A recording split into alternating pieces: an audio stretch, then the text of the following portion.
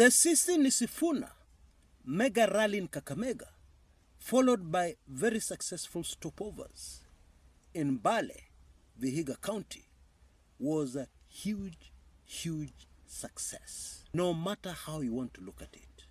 On the surface of things, one may be tempted to believe that it was all very easy.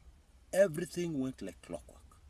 But that is not the reality, because the team was faced with huge challenges all the way, which they overcame, so that what we saw was a successful rally that has sent shockwaves right across the political landscape of the nation called Kenya.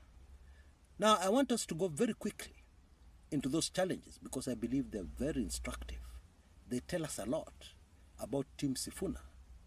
They tell us more than a lot. So I want us to go very quickly through those before we analyze the politics, because there's been a very major shift in our politics. Oh, so major, I believe things will never be the same again. And those who are saying that this is a passing cloud, I think they need to go back to the drawing boards and reanalyze this. Because whatever happens going forward, even if somebody manages to stop this wave, whatever happens, things in our country will never be the same again. So very quickly through what happened, especially what you may not have seen in the media and maybe not even on social media. I am very grateful for the good team I had right on the ground.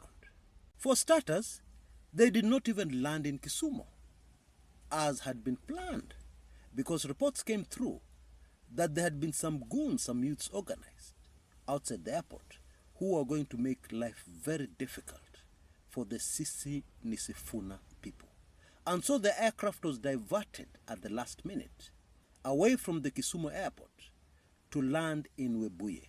I did not even know that there was a place in Webuye where aircrafts can land. But apparently I'm learning there is Matulo airstrip, okay, which I believe is smaller than Kakamega Airport, which is a single asphalt runway measuring 4,200 feet in length, 1,300 meters. But I'm guessing the team did not want to land there because it would have been very easy for the goons to be rediverted to Kakamega. Yeah, because it's only about 40-45 minutes drive from Kisumu at very high speed. And so the whole program very suddenly and unexpectedly changed, because the plan had been to land in Kisumu and then stop over in Mbale in Vihiga County and then make a grand entry into Kakamega for the major mega rally. But what happened instead is that they started off with the Kakamega rally and then after that proceeded to Mbale for the stopovers and brief speeches to the people in that area. Now, what does that tell you? It tells me how watu wamejipanga, because that change for whoever was organizing all this must have been a logistical nightmare. Think about it. All the vehicles were waiting in Kisumu, and so they had to communicate and get diverted all the way to Webuye.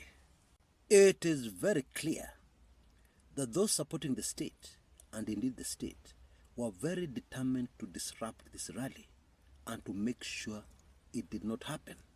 And if it did, that things went so wrong that its impact would be reduced dramatically. That is more than clear. Because for starters, all border riders within Kakamega were given free fuel, free petrol, yeah, worth Kenya shillings 300. And then they're also given reflectors, branded 2-term reflectors. And of course the instructions were very simple.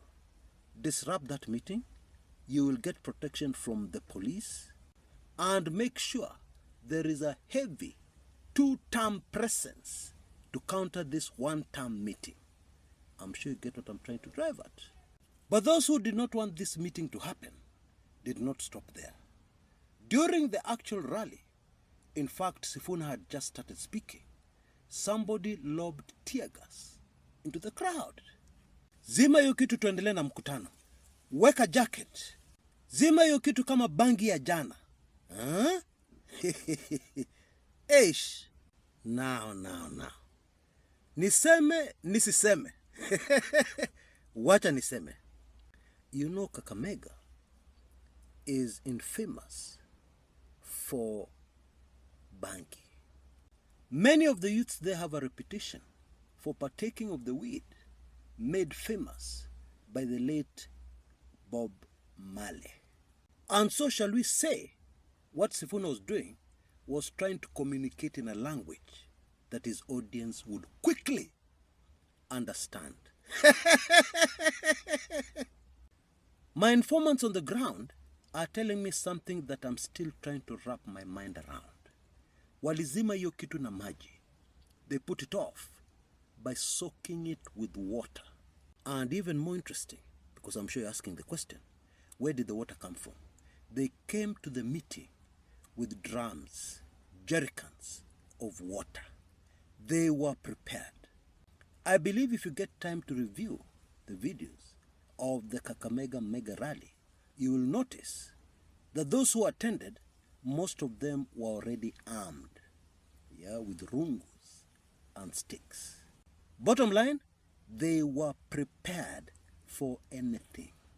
And even after the tear gas was lobbed into the crowd, Sifuna and company urged the people not to retaliate, not to throw stones at the police, but to remain peaceful so that the meeting could continue. And the people obeyed, and the meeting continued. What? Amazing. And that's not all.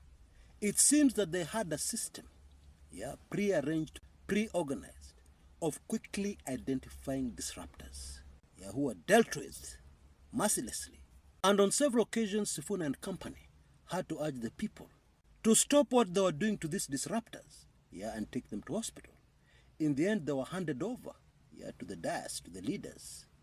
And super fascinating, one of them was found to have handcuffs. They had carried handcuffs with them. Hey, where did they get handcuffs? Police handcuffs.